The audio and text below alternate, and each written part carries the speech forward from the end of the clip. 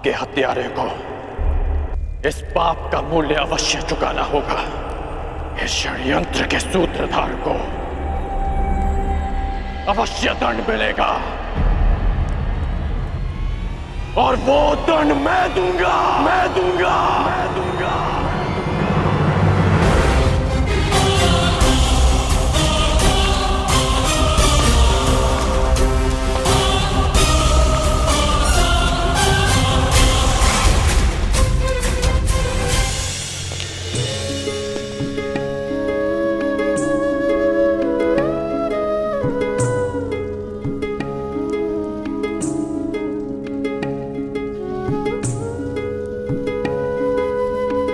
जो संसार में आता है उसके जीवन का कारण और निवारण स्वयं नियति चुनती है। तुम्हारे जीवन का लक्ष्य मात्र अर्जुन से विवाह करना नहीं है, परंतु उससे बहुत ऊंचा है। तुम्हें तो इतिहास की धारा का मार्ग बदलना, एक महान शांति का कारण बनना है। तुम अग्नि से उत्पन्न हुई, अग्नि से जन्मी हो, परंतु कोई और भी है जिन्हें अग्नि छू भी नहीं पाई।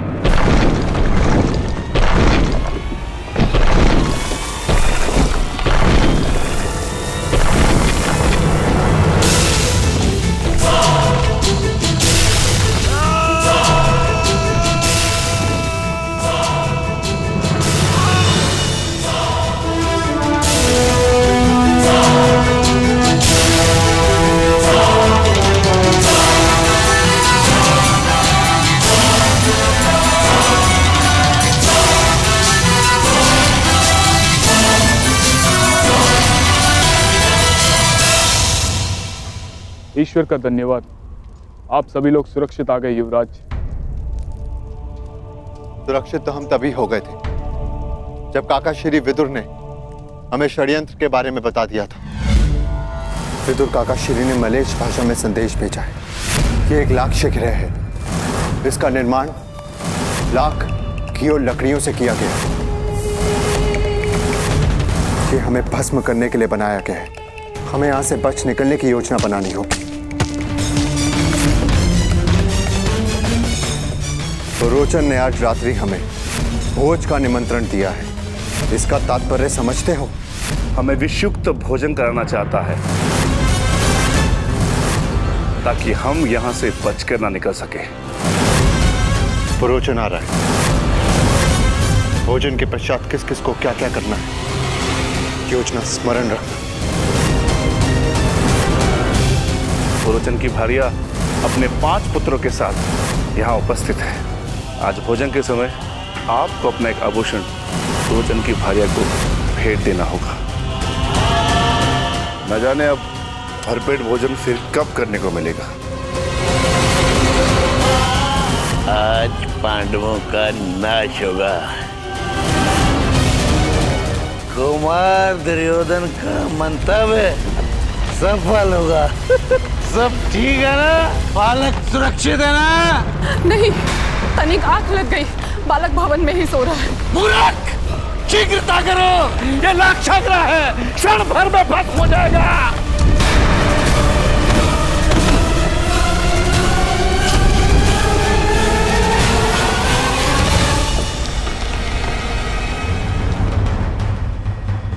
किस ओर युवराज?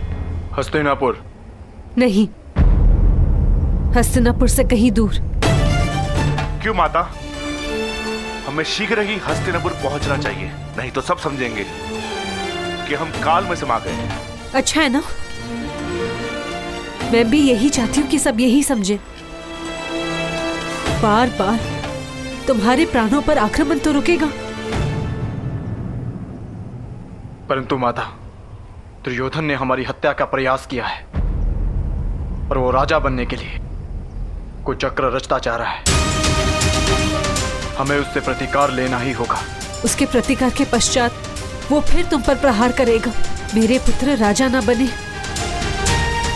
ये मुझे स्वीकार है, परंतु तुम तुम्हारे प्राण की हानि नहीं। हमें वन जीवन का अभ्यास है ना, हम वही रह लेंगे। तुम पांचों भाइयों में प्रेम बना रहेगा, किसी की घृणा, किसी का विद्वेष नहीं।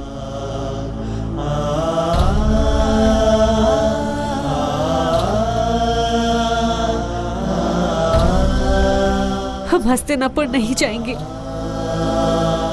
अपनी माता की विनती नहीं मानोगे?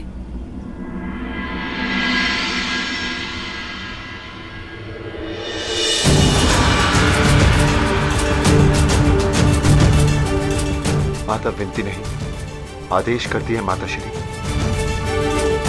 हस्तिनापुर तो क्या, आपकी प्रसन्नता के लिए संसार भर का राज्य त्याग सकते हैं हम हस्तिनापुर नहीं जाएंगे।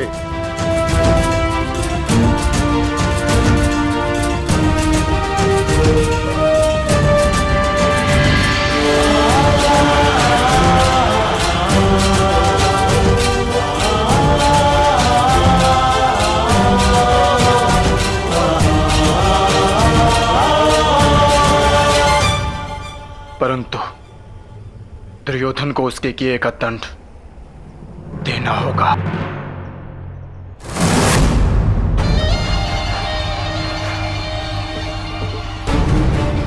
आनंद आ गया, आनंद आ गया मामा श्री। हमारी पांचों बाधाएं एक साथ समाप्त हो गई, एक साथ समाप्त हो गई। हाँ मेरे होने वाले सम्राट।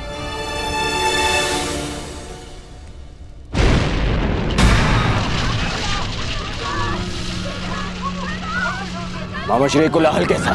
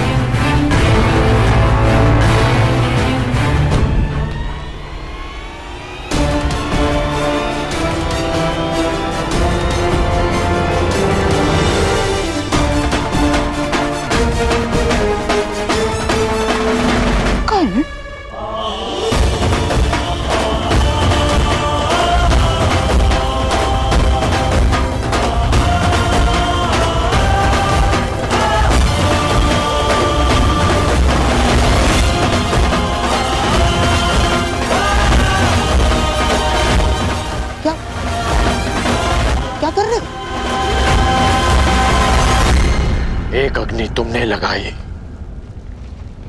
और एक मैंने।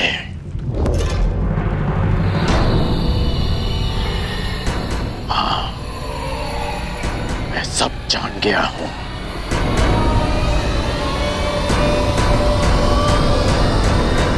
अब क्या करोगे? मुझे भी जला दोगे जैसे पांडवों और कुंती माता को जला दिया?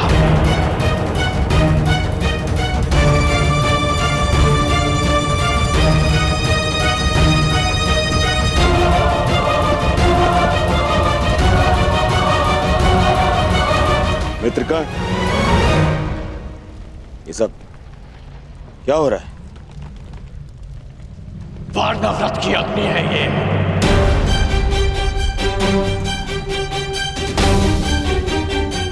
जो हस्तिनापुर तक आ पहुंचे।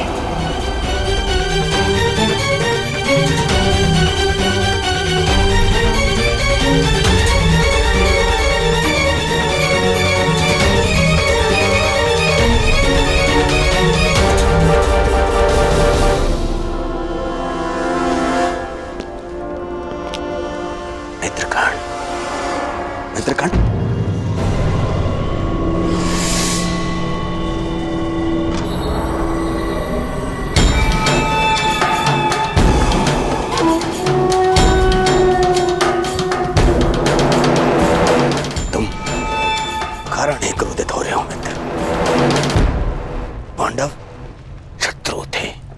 उनका नाश कर दिया, आवश्यक था।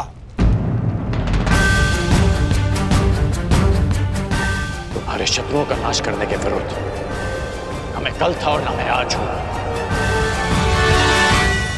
परंतु कायरों की बात वो चक्र रचने के विरुद्ध मैं सदा से हूं और सदा रहूंगा।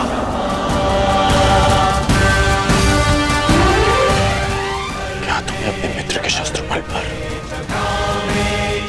बिल्कुल विश्वास नहीं था?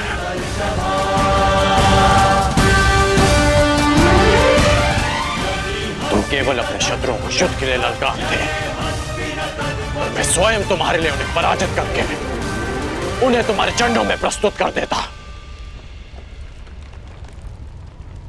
यही तो तुम्हारी समस्या है कर्ण।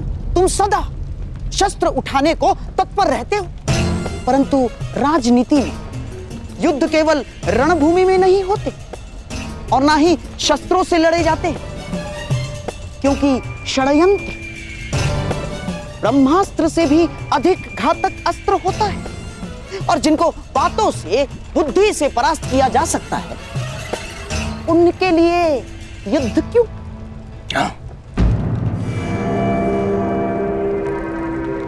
तुम अब भी नहीं समझ पा रहे।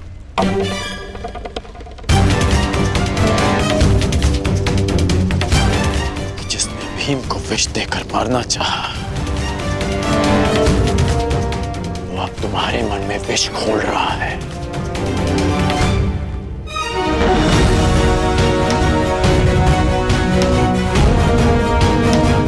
तुम्हारा शुभचिंतक होने का ढोंग करने वाला तुम्हारा ये मामा तुम्हें पथभ्रष्ट कर रहा है। इसकी चाल में मत फंसना मित्र। आजकल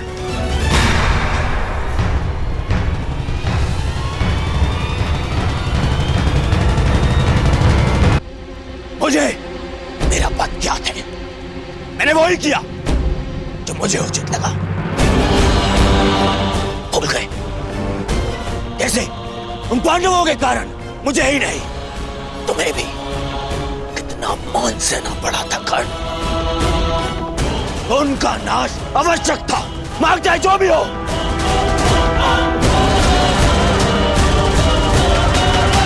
और माता कुंती का अंत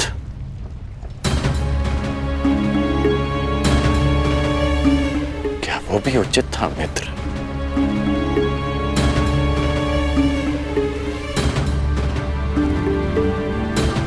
स्त्री, बालक और निशस्त्र शत्रुओं पर प्रहार करना, क्या ये भी एक योद्धा का धर्म होता है? बताओ मित्र, बताओ।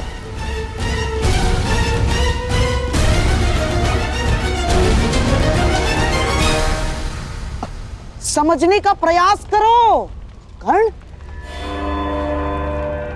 किसी को केवल प्रतिशोध लेने के लिए जीवित छोड़ देना बुद्धिमानी नहीं, कंटकों के वृक्ष को समूल नष्ट कर देना ही उचित है।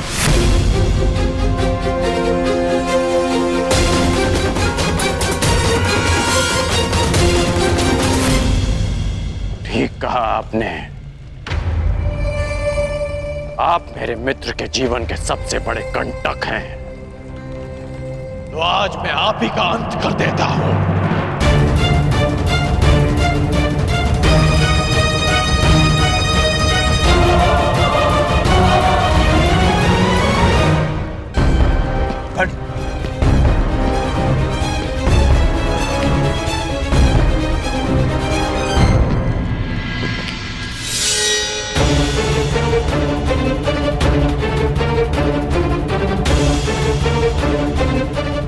आपने एक योद्धा को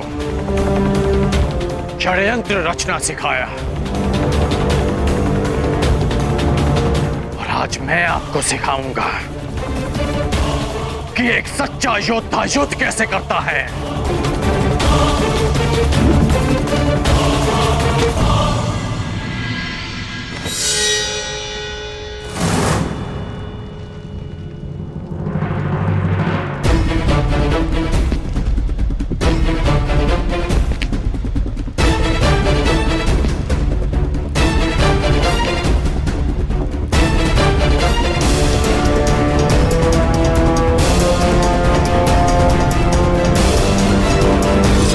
धानकर्ण,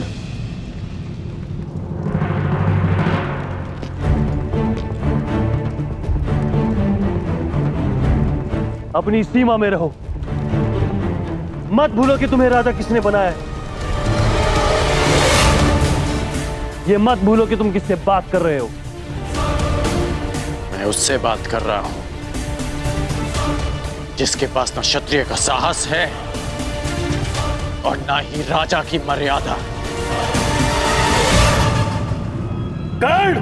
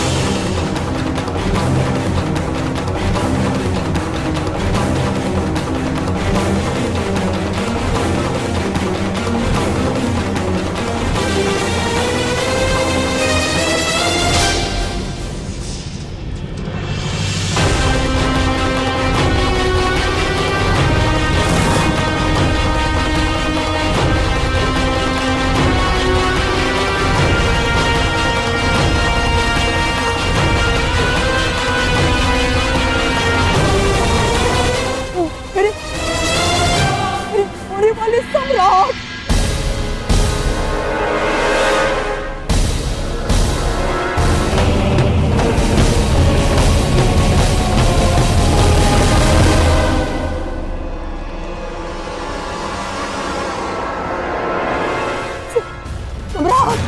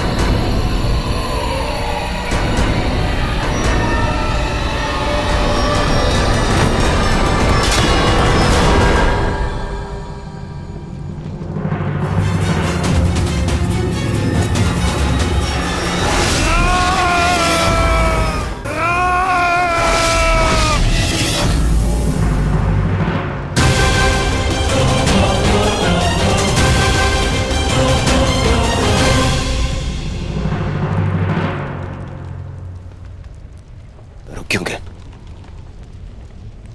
प्रहार करो ना मित्र।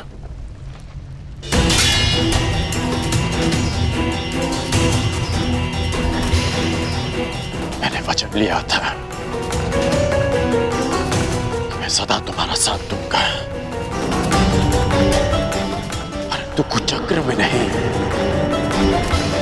षड्यंत्र में नहीं।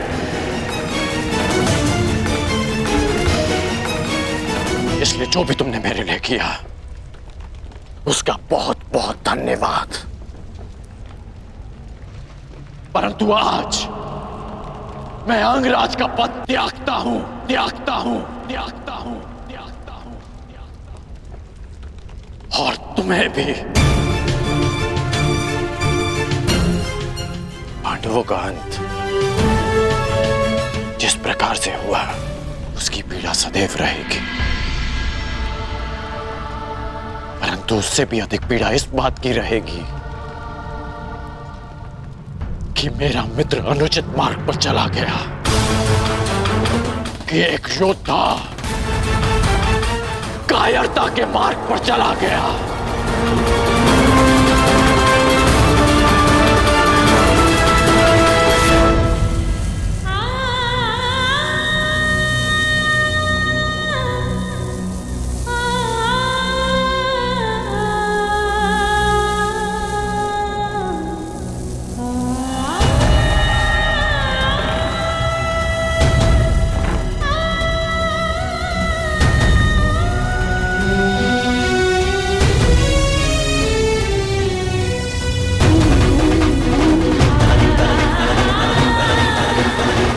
जिस अर्जुन से विवाह के लिए मैंने एक पुत्री की कामना की थी, जब वो अर्जुन ही नहीं रहा तो मुझे इस पुत्री की कोई आवश्यकता नहीं।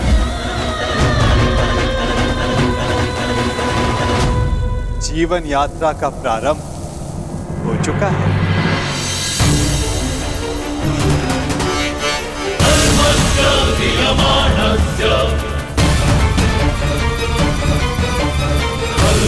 अंतरात्मा भी